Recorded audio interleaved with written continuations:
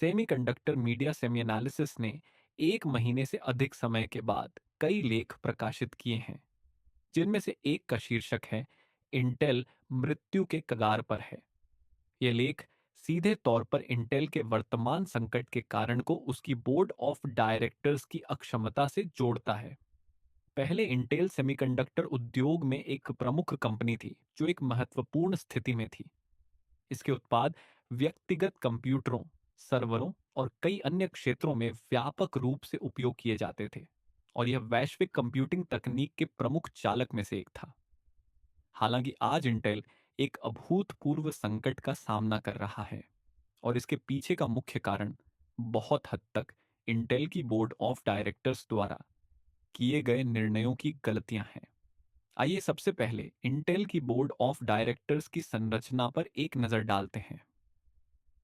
दिसंबर 2024 तक इंटेल की बोर्ड में 11 सदस्य हैं, जिनमें से 7 के पास सेमीकंडक्टर उद्योग का कोई अनुभव नहीं है। बाकी 2 के पास इस क्षेत्र में कुछ उपलब्धियां हैं, लेकिन वे केवल अकादमिक हैं और उन्हें व्यावहारिक उद्योग अनुभव की कमी है। इस प्रकार की संरचना के साथ बोर्ड को सेमीकंडक्टर उद्योग के जटिल निर्णयों को लेने में कठिनाई होती है। उनके पास उन कठिन निर्णयों को लेने का अनुभव नहीं है, और उद्योग के महत्वपूर्ण व्यापारिक मोड को समझने में उन्हें समस्या होती है। जब इंटेल वर्तमान संकट का सामना कर रहा है, तो उनकी अक्षमता बहुत स्पष्ट हो जाती है। पिछले दशक में इंटेल की बोर्ड ने कई गलत कदम उठाए। 2010 के दशक में इंटेल को अपने 10 नैनोमीटर प्रोसेस में बड़ी विफलताएं मिली, और आप कह सकते हैं कि इसे 14 नैनोमीटर प्रोसेस में भी परेशानी हुई। 2016 में इंटेल ने 10 नैनोमीटर प्रोसेस का उत्पादन शुरू करने की योजना बनाई थी, लेकिन यह तकनीक बहुत आक्रामक थी, जिसमें क्वाड्रुपल पैटर्निंग, नए कोबाल्ट इंटरकनेक्ट्स और सक्रिय गेट कॉन्टैक्ट्स को कवर करना शामिल था, जिसके परिणाम स्वरूप बहुत कम यील्ड्स मिली। इस नोट को ठीक करने में 3 साल का समय लगा। इसके विपरीत टीएसएमसी ने अपनी 10 नैनोमीटर नोट को कम प्रदर्शन के साथ योजना के अनुसार कार्यान्वित किया और जल्दी से उन्नत प्रोसेस की ओर बढ़ा। जब इंटेल अभी भी 10 नैनोमीटर समस्या को सुधारने में संघर्ष कर रहा था, टीएसएमसी पहले ही 5 लाख से अधिक एन 7 वेफर्स शिप कर चुका था और N5 का सैंपलिंग शुरू कर चुका था। इसके परिणाम स्वरूप इंटेल के उत्पादों ने बाजार में अपनी प्रतिस्पर्धात्मकता खो दी, और डेटा सेंटर में उसका बाजार हिस्सा गिरने लगा, जिससे व्यापारिक समस्याएं बढ़ गईं। इंटेल में सांस्कृतिक गिरावट भी एक प्रमुख समस्या है। इस समस्या को पॉल ओटेलिनी के सीईओ बनने के समय से जोड़ा जा सकता है। ओटेलिनी इंटेल के पहले गैर इंजीनियर सीईओ थे। उनकी नियुक्ति उनके द्वारा लागू किए गए निर्दयी, प्रतिस्पर्धात्मक विरोधी व्यापार निर्णयों के कारण हुई, जिन्होंने एएमडी को सीपीयू बाजार से सफलतापूर्वक बाहर कर दिया, जिससे इंटेल का एकाधिकार स्थिति मजबूत हुई। हालांकि उस समय से व्यापार निर्णयों ने तकनीकी निर्णयों से आगे बढ़ने शुरू कर दिया। इंटेल की कॉरपोरेट संस्कृति में मौलिक परिवर्तन हुआ। पहले एंडी ग्रो के नेतृत्व में इंटेल में एक संवेदनात्मक टकराव की संस्कृति थी, जहां निर्णय डेटा आधारित होते थे और क्रियान्वयन और अत्यधिक जिम्मेदारी को प्राथमिकता दी जाती थी। लेकिन ओटेलिनी ने यह सब बदल दिया। तकनीकी निर्णयों को राजनीतिक शक्ति ने प्रतिस्थापित किया और आंतरिक विभागों को शक्ति संघर्षों में फंसा दिया गया। यह सांस्कृतिक गिरावट तब तक जारी रही जब तक पैट गिल्सिंजर ने पदभार नहीं संभाला। ओटेलिनी के दोनों उत्तराधिकारी इस स्थिति को सुधारने में असफल रहे। ब्रायन क्रजानिच, जो सीईओ बने, एक आपदा साबित हुए। उन्होंने 10 नैनोमीटर नोट की विफलता की निगरानी की और खराब वेफर फैब प्रबंधन कंपनी की सबसे बड़ी समस्या बन गया। इसके बावजूद उन्हें केवल एक कार्यस्थल संबंधों के कांड के कारण हटा दिया गया। क्रजानिच का अधिग्रहण और तकनीकी नेतृत्व में खराब प्रदर्शन इस विषाक्त संस्कृति का अपरिहार्य परिणाम माना जा सकता है। 2018 में बोर्ड ने एक और महत्वपूर्ण निर्णय लिया और बॉब स्वान को सीईओ नियुक्त किया, जो इंटेल के पहले वास्तविक गैर तकनीकी सीईओ थे। ओटेलिनी की तरह, जिन्होंने इंटेल में 30 साल काम किया था, जिसमें एंडी ग्रो के तकनीकी सलाहकार और माइक्रो प्रोसेसर डिवीजन के प्रमुख के रूप में स्वान एक करियर सीएफओ थे और इंटेल उनकी 10वीं सीईओ स्थिति थी। इंटेल के सीईओ के रूप में अपने कार्यकाल के दौरान कंपनी ने अपनी बड़ी राशि का निवेश शेयर बायबैक में किया, जो लगभग वेफर फैब के पूंजीगत खर्च के बराबर था। इस दौरान कंपनी अपने बाजार हिस्से को खो रही थी और प्रतिस्पर्धियों से 2 से अधिक नोड्स पीछे थी। यह कदम कंपनी के दीर्घकालिक विकास पर गंभीर प्रभाव डाल रहा था और यह दर्शाता है कि बोर्ड के रणनीतिक निर्णयों में दूरदर्शिता की कमी थी। स्वान के नेतृत्व में इंटेल ने न केवल पूंजीगत खर्चों में कटौती की, बल्कि तकनीकी प्रतिभाओं में भी बड़ी कमी की, जिससे कंपनी की तकनीकी नेतृत्व क्षमता का ह्रास हुआ। हालांकि लाभप्रदता शॉर्ट टर्म में अच्छी दिख रही थी, असल में इसके पीछे एक बड़ी संकट छिपी हुई थी। इन सभी गलत निर्णयों के बीच 2021 में पैट गेल्सिंजर ने इंटेल के सीईओ के रूप में पदभार संभाला और कंपनी की स्थिति को सुधारने की कोशिश की। गेल्सिंजर के पास इंटेल में काम करने का विस्तृत अनुभव था। उन्होंने 1980 से 1909 तक इंटेल में काम किया और सीटीओ जैसी महत्वपूर्ण भूमिकाएं निभाई। फिर वीएमवेयर जैसी कंपनियों में काम किया और 2021 में इंटेल में वापसी की। जैसे ही उन्होंने पदभार संभाला, उन्होंने इंटेल के सामने कई समस्याओं को हल करने की दिशा में काम करना शुरू किया। उन्होंने 4 साल में 5 नोड्स की रणनीति पेश की और चिप्स एक्ट के तहत इंटेल को $40 बिलियन से अधिक का सरकारी समर्थन प्राप्त किया।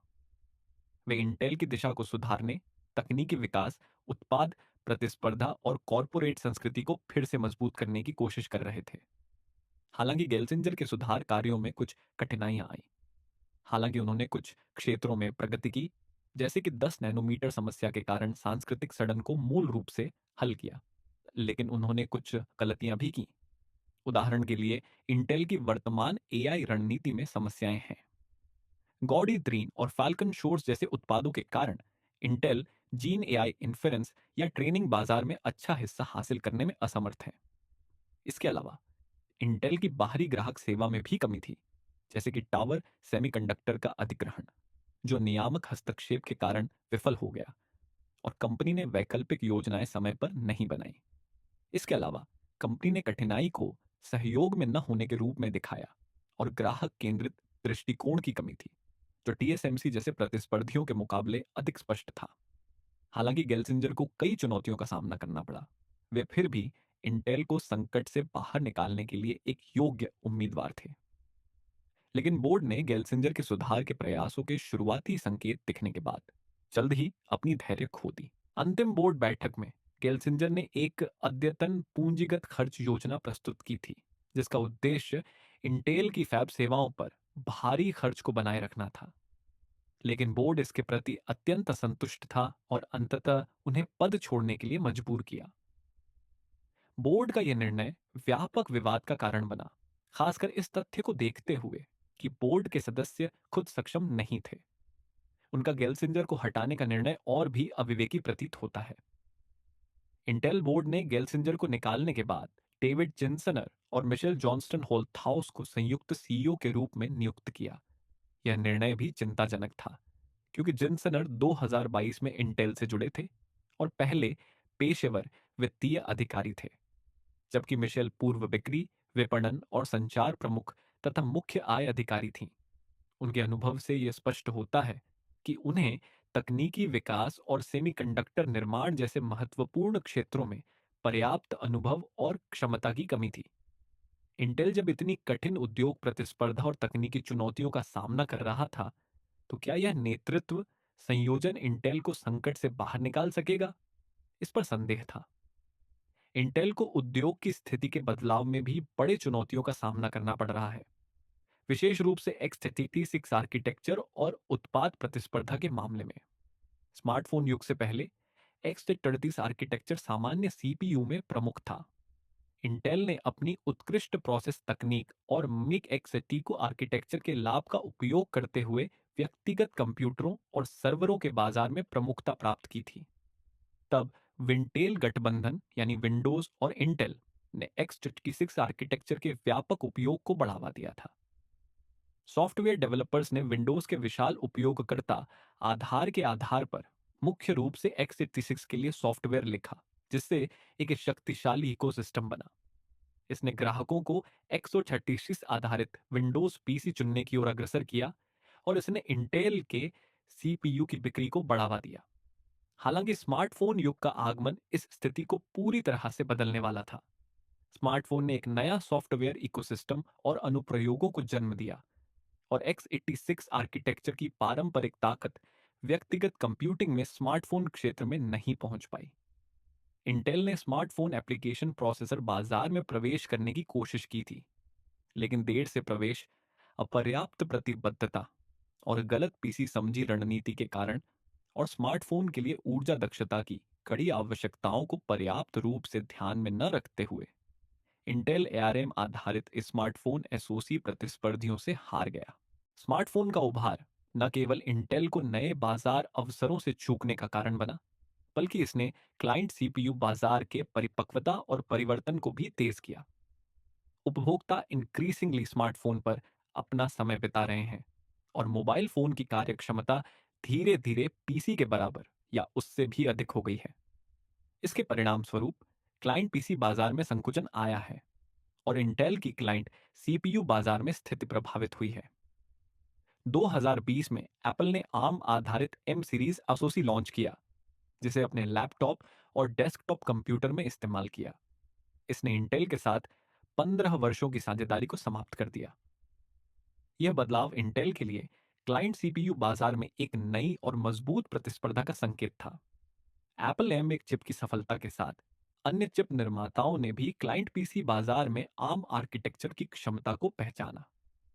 2024 में क्वालकॉम ने विंडोज पीसी के लिए स्नैपड्रैगन एक्स जारी किया, और एनवीडिया, मीडियाटेक जैसे कंपनियां भी आर्म आधारित क्लाइंट पीसी चिप्स विकसित कर रही हैं। हालांकि AMD x86 पारिस्थितिकी तंत्र से लाभ उठा रहा है, लेकिन उसने भी माइक्रोसॉफ्ट के लिए आर्म आधारित सीपीयू विकसित करने का कदम उठाया है, जिसे अर्धविशिष्ट चिप के रूप में प्रयोग किया जा सकता है। हालांकि आर्म पीसी अभी भी कुछ समस्याओं का सामना कर रहा है और बाजार हिस्सेदारी में वृद्धि नहीं हुई है, लेकिन महत्वपूर्ण खिलाड़ियों के सक्रिय निवेश ने यह संकेत दिया है कि आर्म पीसी का वास्तविकता बनना सिर्फ समय की बात है। इंटेल की क्लाइंट सीपीयू बाजार में रक्षा दीवार अब गंभीर रूप से कमजोर हो गई है, और उसे कई प्रतिस्पर्धियों से गंभीर चुनौतियों का सामना करना पड़ रहा है। डेटा सेंटर बाजार में भी इंटेल पर भारी दबाव है। पहले इंटेल डेटा सेंटर उत्पाद विभाग पर वृद्धि के लिए निर्भर था, खासकर बड़े पैमाने पर कंपनियों और क्लाउड सेवा ग्राहकों से आने वाली मांगों पर। लेकिन अब सर्वर एक्स86 बाजार में भी महत्वपूर्ण बदलाव आ चुके हैं। सभी प्रमुख ग्राहक अब आर्म आर्किटेक्चर की ओर रुख कर रहे हैं। Amazon AWS ने आर्म आधारित ग्राविटन सीरीज सीपीयू सर्वरों को लॉन्च किया है, जो अत्यधिक सफल साबित हुआ है। पिछले 2 वर्षों में ग्राविटन ने AWS डेटा सेंटर में लगाए गए सीपीयू क्षमता का 50% से अधिक हिस्सा लिया है, जो सभी अन्य प्रोसेसर प्रकारों के कुल हिस्से से अधिक है। गूगल, माइक्रोसॉफ्ट, अलीबाबा, मेटा जैसे बड़े पैमाने पर क्लाउड सेवा प्रदाता भी आर्म आधारित सीपीयू उत्पादों को लॉन्च करने या विकसित करने की दिशा में कदम बढ़ा रहे हैं। इस बीच तेजी से बढ़ती कंप्यूटिंग क्षमता का भी x86 सीपीयू के लिए डेटा सेंटर में बाजार हिस्सेदारी पर प्रभाव पड़ा है।